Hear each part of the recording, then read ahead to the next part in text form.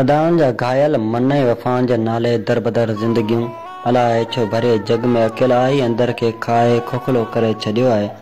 जिते टिंड टोप सां सॼे हथ में हथ ॾेई मेलनि मलाखड़नि ते वञणु घुरिबो, उते घर कुंड में सिगरेट जे सूटे सां थधा साह भरे मन अंदर मातम थिए थो। मन मां शौक़ खाना बदोशनि जे काफ़िले जा हिजरत करे वियो आहे, जंहिंजो को बि ॾस न आहे। बंब रातियूं ही अकेलाई जहिड़ी अज़ियत ख़बर न आहे, छो तबियत ठहिकी वई आहे।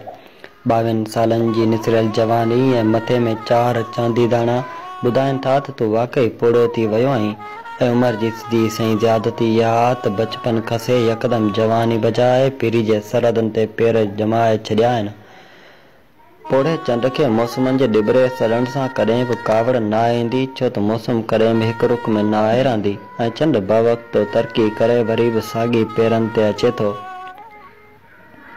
मन में त घणेई ख़्वाहिशूं आहिनि त के जोबन जा गौच टार थी पवनि या उन्हनि में लुॾंदो रहां ऐं जवानी जे बूर सां वास जी भौर जो वास बणिजां, पर अलाए छो कसरत आधी रात जो अखियुनि जे पलकनि ते लुड़कनि जूं लड़ियूं किराए थी।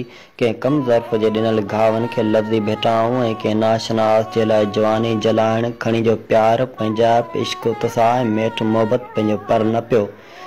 वरी बि संदसि लाइ बरंदड़ जोबन जे चपनि ते मुर्कनि जा तोहफ़ा उमाणींदो ई रहंदुसि ऐं विचित्री वेही खे अधड़ोठ चवंदड़ी ज़मानो बि अजीब लॻंदो आहे। अंदर जे औलाद जी निकिरंदड़ बाफ़ खे शोहरत जो बुखियो करार ॾियो छॾे, पर छा कजे। पाण सिवाइ हर माण्हू खे पंहिंजे मथां पूरो अख़्तियार आहे, छो त पाण कॾहिं पंहिंजे वस में न आहियूं हूंदा।